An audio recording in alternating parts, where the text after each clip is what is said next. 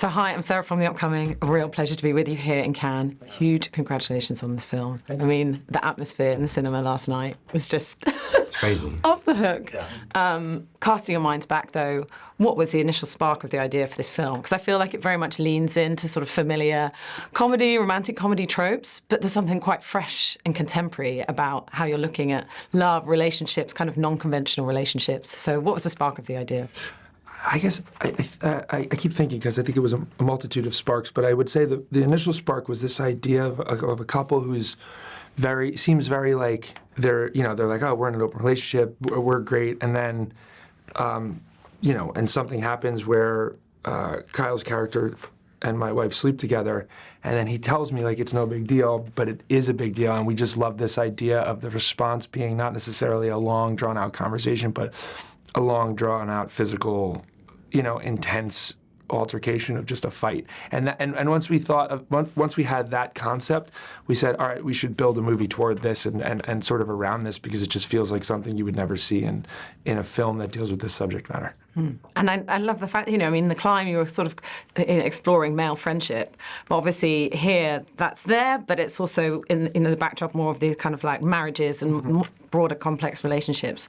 But there's still this thread of kind of male vulnerability and how they cope in the face of, breakups and heartbreak.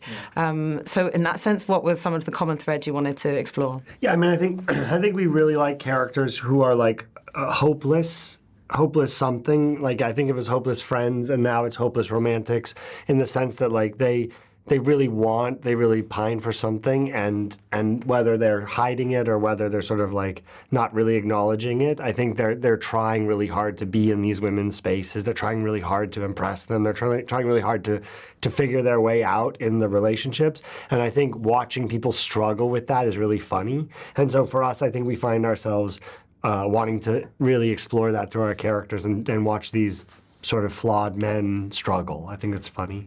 And I think what I love about it the most is just the sort of the general chaos. Putting your characters really through the ringer. I mean, particularly this fight scene in the house. And every time you think that it's going to sort of end, it just like cranks up a notch. Yeah. So maybe you can talk through some of those set pieces, but particularly that scene. Yeah, I mean, that was sort of like one of the things that said, all right, this feels like we have to make this movie, because we really, for selfish reasons, wanted to do the fight scene all ourselves and do all our stunts. And so you literally said 9 minutes. When we first came up with the idea, he was like, we should do a 9-minute fight sequence. And I think we did more. I think it's like 8.5. Oh, yeah, there you go. It's pretty close. But yeah, we were, part of the pitch for the movie was like, there's going to be a 9-minute fight sequence in the middle of a part where you would normally have a lot of dialogue and conversation.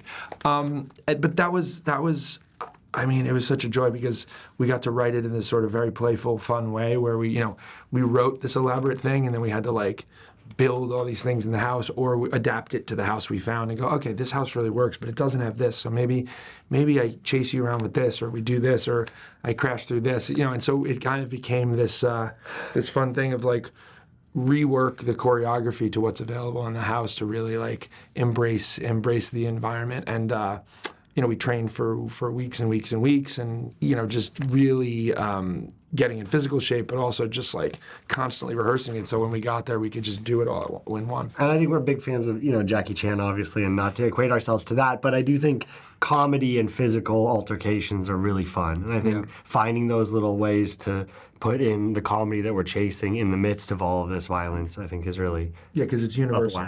Yeah. John Wick, eat your heart out. Yeah.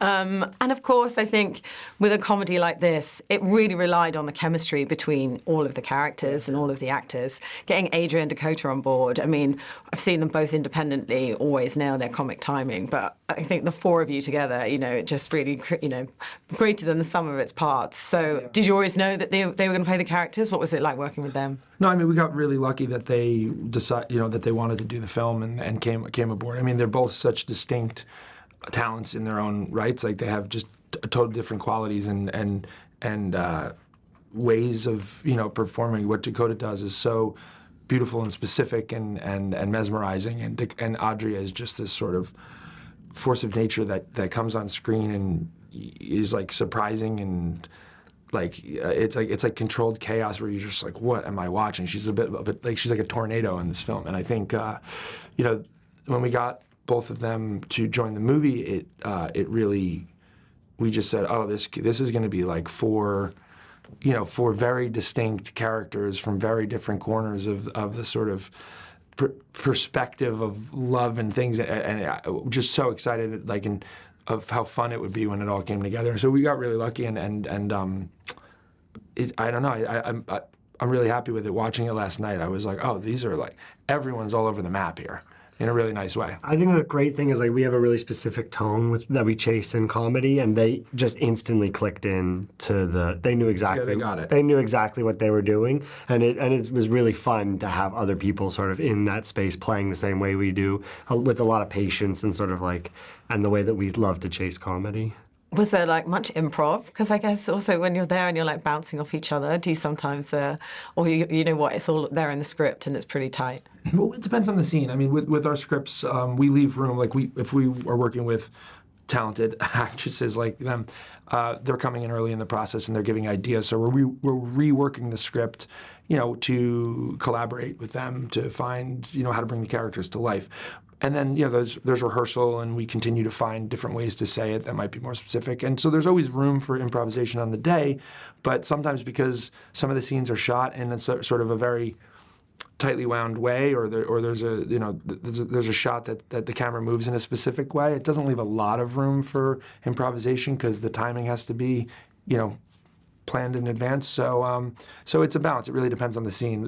Wherever, if someone improvises something and it's great, well, we're going to find a way to work it into the film. But also, oftentimes we go in with a plan where it's just the words on the page. And Mike tends to shoot just a single camera. So for the most part, there isn't that sort of chance for cross-cover improv.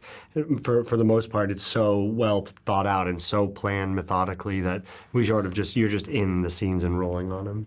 And I was thinking about why we don't see as many kind of big-scale comedies in cinema anymore. And maybe it's just because, you need such a specific alchemy to happen for a comedy to really land. And maybe it's not always as universal as we think.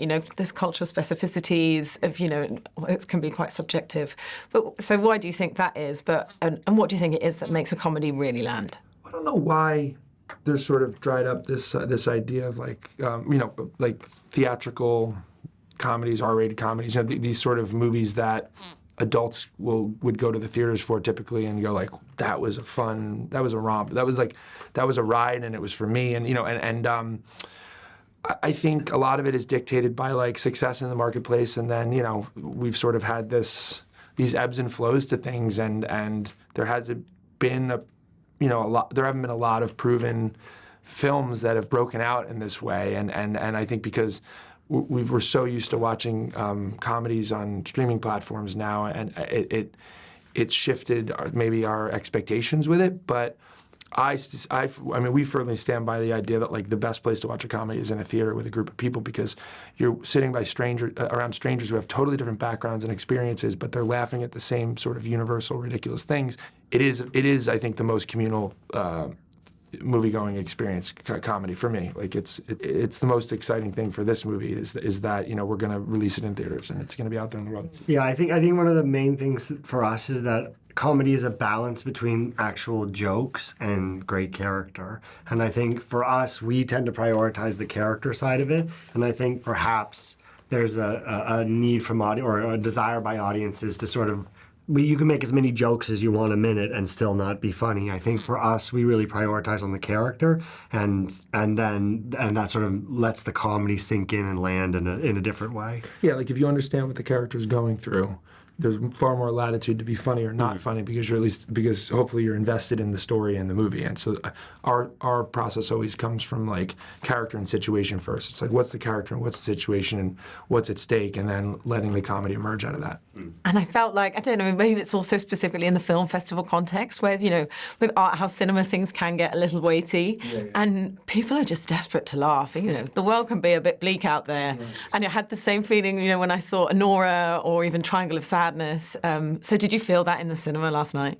yeah, I mean, it's really fun. Again, like he said, comedy's seen with a large group of people, I think it's the best way to experience that. And in the context of a film festival, it's probably even more profound. But I think everyone's looking for that sort of like communal, comfortable way to sort of laugh and hear what other people are laughing at, and sort of that experience becomes almost its own experience, an overlay on the film itself. And I think that's the power of cinema. Yeah, I mean, our goal making a film is to entertain people first and foremost, and like, you know, and yes, maybe provoke and bring up ideas and you know, create a lens toward, you know, something that maybe they haven't thought of, but that's secondary to sort of the entertainment component. Like, you know, with this film, we wanted people to sit in the theater and laugh and have fun and like go on a ride. And so last night was really special, and especially like with this audience, you know, with a collection of people from around the world to all sit there and like communally laugh at the same things. It was pretty profound. Pure joy. Pure joy. Thank you so much for sharing that with me. Thank you very Definitely much. my film on the festival, Oh, thank you so very much. huge congrats.